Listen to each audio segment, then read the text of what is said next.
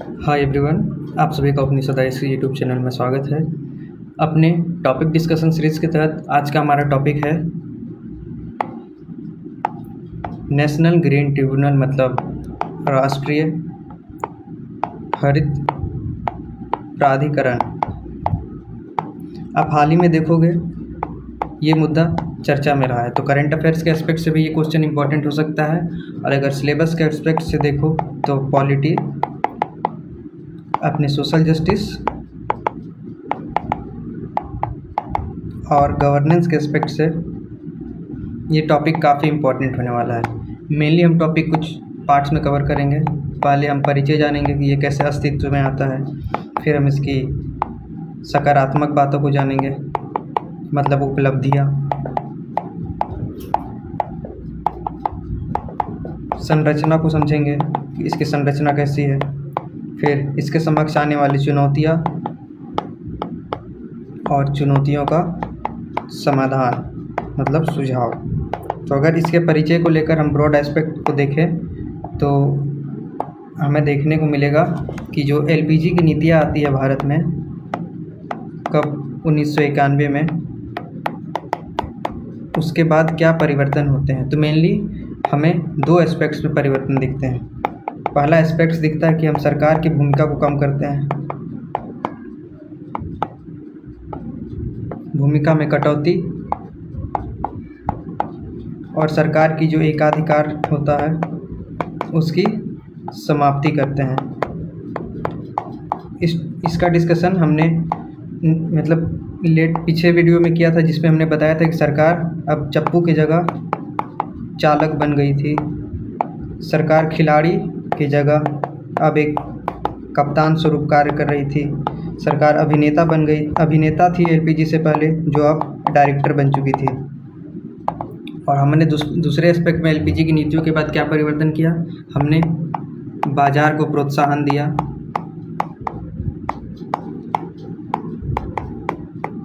और एकाधिकार की जगह प्रतिस्पर्धा, मतलब कंपटीशन को बल दिया। तो प्रतिस्पर्धा जब आई तो इसने मेनली दो एस्पेक्ट्स ओपन किए, एक पॉजिटिव एस्पेक्ट था और एक नेगेटिव एस्पेक्ट। पॉजिटिव एस्पेक्ट ये था कि ज़्यादा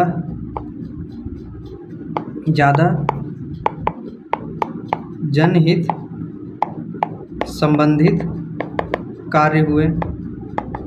कैसे? प्रतिस्पर्धा बढ़ी, बाज़ार में प्लेयर्स आए तो अपने उत्पादन के लिए इन्होंने फैक्ट्रियाँ लगाया, उससे रोज़गार बढ़ी, लोगों की आय बढ़ी। उपभोक्ता स्वरूप एक होता है ना वो कहावत कि उपभोक्ता ही राजा बन जाएगा, उपभोक्ता स्वरूप उसे फ़ायदा हुए। और फिर देखो इसने नेगेटिव क्या प्रभाव लाया।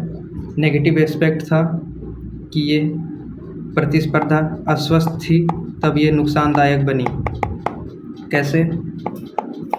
देखो, एक नुकसान इसका जो सबसे मेनली हमने देखा, पर्यावरण पर जो नकारात्मक प्रभाव पड़ा। तो इसी पर्यावरण का नकारात्मक प्रभाव जो पड़ रहा है,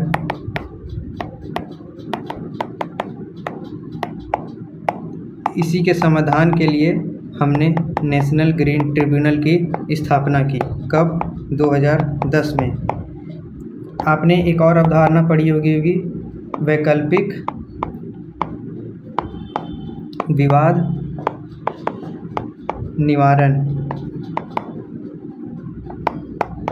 अल्टरनेटिव डिस्प्यूट रिड्रेशन।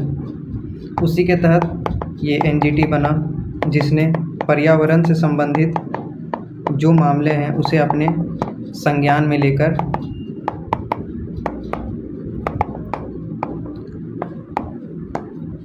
उसकी सुनवाई करता है। देखो, आपने मेनली एलपीजी की नीति से पहले एक कॉन्सेप्ट पढ़ा होगा जिसे हम 3E के माध्यम से जानते हैं। 3E, जिसमें फर्स्ट था एफिशिएंसी, सेकंड इकोनॉमिक, और थर्ड हो गया इफ़ेक्टिव। अगर इफ़िशिएंसी को देखो तो इसका हिंदी होता है कार्यकुशल, मतलब जो कार्य है उसे कुशलतापूर्वक पूरा किया जाए। इकोनॉमिक देखो, इसे हिंदी में मितव्ययता कहते हैं, मतलब जेब पर ज़्यादा भार ना पड़े। और इफ़ेक्टिव देखो, इसका मतलब होता है प्रभावशीलता, मतलब जो कार्य आपने किया उसका प्रभाव पड़े। ये 3E की अवधारणा आपने पढ़ी होगी एलपीजी से संबंधित इकोनॉमिक्स में। पर जो हमने एलपीजी के बाद जो निजी कंपनियां आई, निजी कंपनियों को लाया, उसका ध्यान मात्र एक ई पर ही था, और वो ई था, मतलब उसका ध्यान एक ही नहीं, आप मेनली कहो उसका ध्यान 2 ई पर था, और वो था इफ़िशियंसी और इकोनॉमिक पर। मतलब कम से कम पैसे में अधिक से अधिक कार्य करना है या कार्य कुशलता प्रभाव लाया जाए, जिस कारण देखो पर्यावरण पर समस्याएं उभरी, पर्यावरण पर समस्याओं का उभार हुआ, नैतिकता का ह्रास हुआ,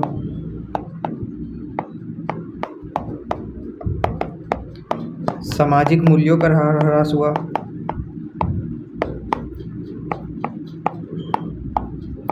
इस कारण से इस 3E की अवधारणा में हमने और 2E को जोड़ा। मतलब पहले से जो 3E था उसमें हमने 2E ऐड किए, और ये 2E क्या था? पहला तो था एथिक्स, जिसे हम नीति शास्त्र कहते हैं, और सेकंड था इन्वायरमेंट और इकोलॉजी। तो फिर इस क्रम में देखो, इन्वायरमेंट, इकोलॉजी, एनजीटी से संबंधित, इससे जुड़े मुद्दे एनजीटी के क्षेत्राधिकार में आएंगे। तो आफ्टर एलपीजी हमने इतने सारे नीतियों, इतने सारी अवधारणाओं को लाया। उसके बाद देखो 2010 में राष्ट्रीय हरित अधिकरण अधिनियम आता है, और इसी के तहत 2010 में एनजीटी का गठन होता है। अब अगर आप एनजीटी से पीछे की ब्रॉड व्यू को देखो तो आप देखोगे कि उसे मैं ग्राफ बना के आपको दिखा रहा हूँ। पहले देखो एलपीजी आता है, एलपीजी के बाद प्रतिस्पर्धा बढ़ती है, प्रतिस्पर्धा बढ़ती है तो फिर कंपटीशन कमीशन ऑफ इंडिया का गठन होता है। फिर देखो, फिर पर्यावरण नुकसान को लेकर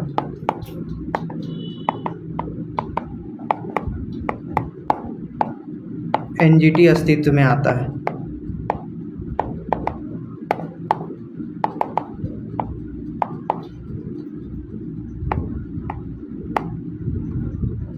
एलपीजी आया 1991 के बाद, फिर प्रतिस्पर्धा बड़ी, निजी company I, competition commission of India का गठन किया ताकि जो डिस्प्यूट होगा उसको देखे, उसको समझे, उसके प्रति नीतियाँ बनाए, और उससे उपजी पर्यावरण जो नुकसान पहुंच रहे थे उसके लिए हमने एनजीटी का गठन किया, जिसका मूल्य कार्य क्या था? पर्यावरण संरक्षण सुनिश्चित करना।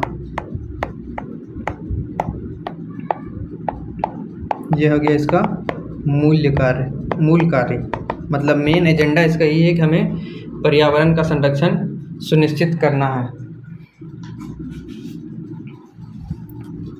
ये देखो इसका परिचय हो गया। अब चलो देखो इसका मुख्यालय वगैरह की चर्चा। इसका मुख्यालय कहाँ है? इसका मुख्यालय न्यू दिल्ली में है, और 4 क्षेत्रीय कार्यालय हैं।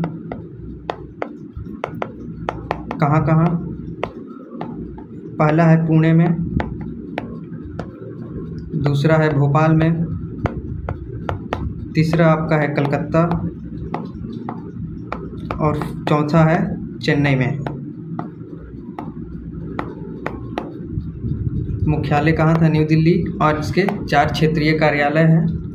और देखो जो पर्यावरण संबंधित मामले हैं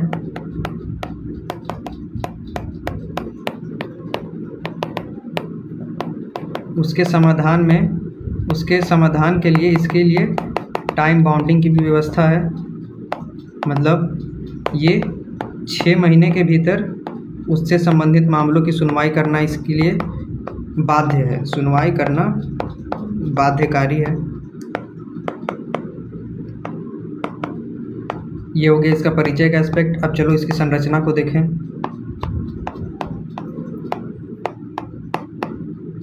इसकी संरचना को देखें तो इसमें हमें एक अध्यक्ष और 10 से 20 न्यायिक सदस्य दिखेंगे और फिर हमें 10 से 20 विशेषज्ञ सदस्य दिखेंगे। अगर इसकी अध्यक्ष की नियुक्ति को देखें तो इसकी अध्यक्ष की नियुक्ति कौन करेगा? अध्यक्ष की नियुक्ति हमारे चीफ जस्टिस ऑफ इंडिया, रुको इसे नेक्स्ट पेज में लिखता हूँ, हमारे चीफ जस्टिस ऑफ इंडिया के परामर्श से कौन करेगा? केंद्र सरकार, सेंट्रल गवर्नमेंट, जिसके लिए एक चयन समिति का गठन होगा और इस समिति का गठन भी कौन करेगा? केंद्र सरकार ही करेगी। और देखो इनका कार्यकाल 5 वर्ष या 65 वर्ष, जो पहले पूरा हो।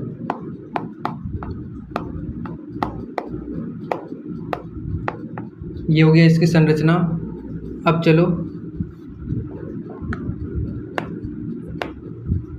इसके शक्तियों पर जाते हैं कि इसके शक्तियाँ और अधिकार क्षेत्र क्या है।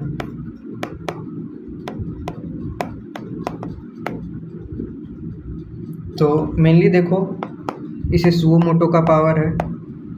सुओ मोटो का पावर मतलब क्या? हिंदी में समझ आएगा आपको, स्वतः संज्ञान की शक्ति। मतलब पर्यावरण से संबंधित जितने मुद्दे हैं, पर्यावरणीय मुद्दे को ये अपने अंडर ले सकता है।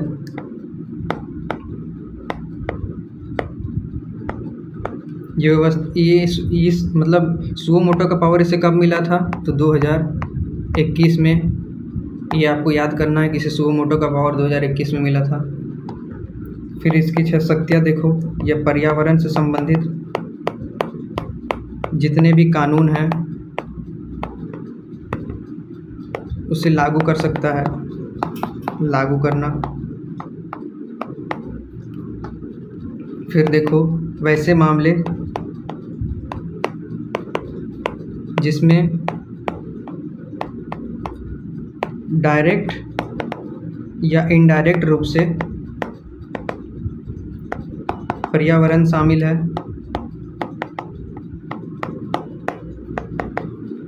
उसकी ये सुनवाई कर सकता है।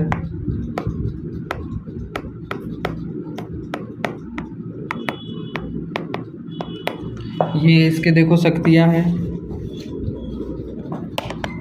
फिर देखो जो पर्यावरण क्षति से पीड़ित व्यक्ति हैं उनको ये क्षतिपूर्ति प्रदान कर सकता है।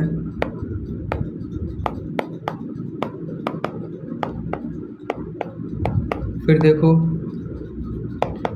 ये जो आदेश देते हैं उनका क्रियान्वयन जैसे न्यायालय आदेश देता है उसी के समान होता है। इनका क्रियान्वयन न्यायालय के समान ही।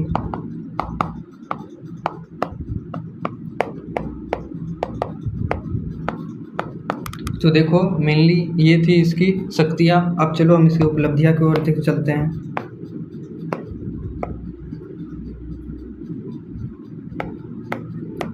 इसकी उपलब्धियाँ क्या हैं?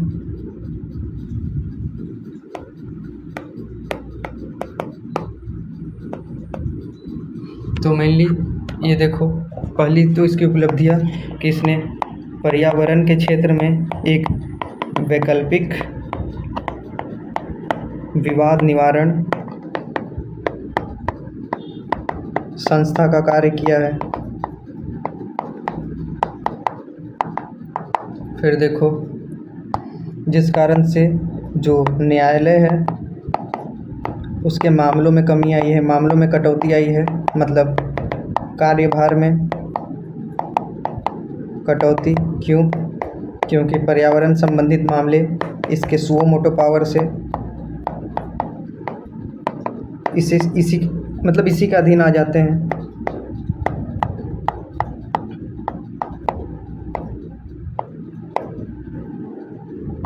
फिर देखो, जो पर्यावरण संबंधी मुद्दे हैं उसका निपटान करने वाला, मतलब उसका निपटान तेजी से करने वाला एक निकाय बनाइए। फिर देखो और इसकी उपलब्धियाँ, जो गतिविधियाँ पर्यावरण को नुकसान पहुंचा रहे हैं उस पर रोक लगाने में अहम भूमिका निभाई है इसने।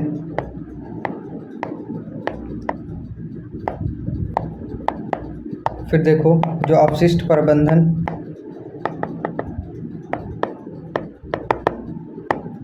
से संबंधित चुनौतियां हैं उनके समाधान में भी भूमिका निभाई है।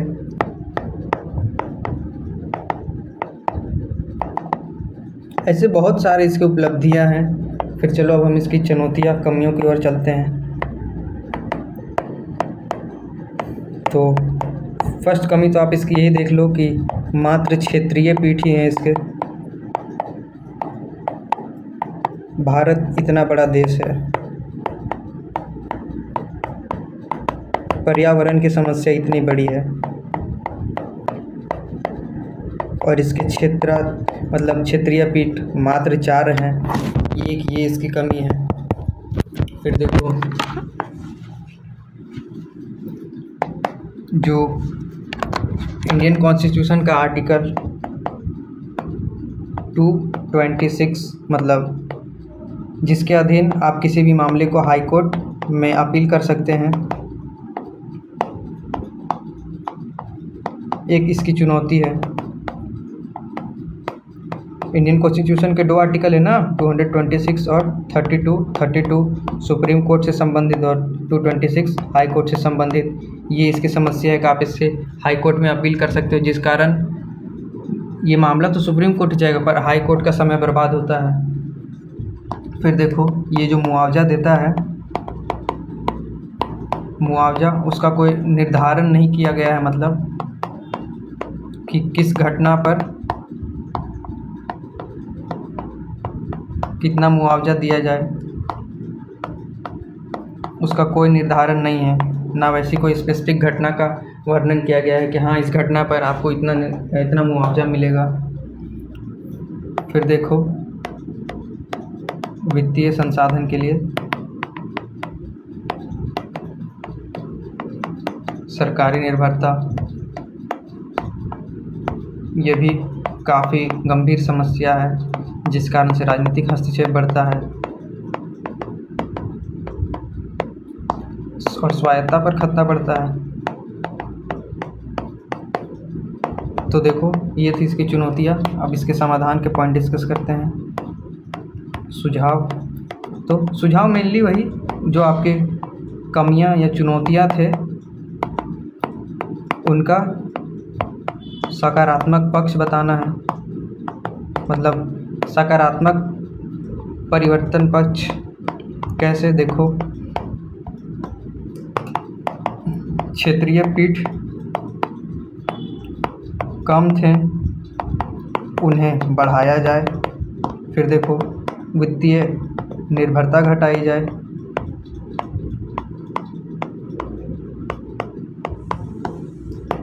मुआवजा के लिए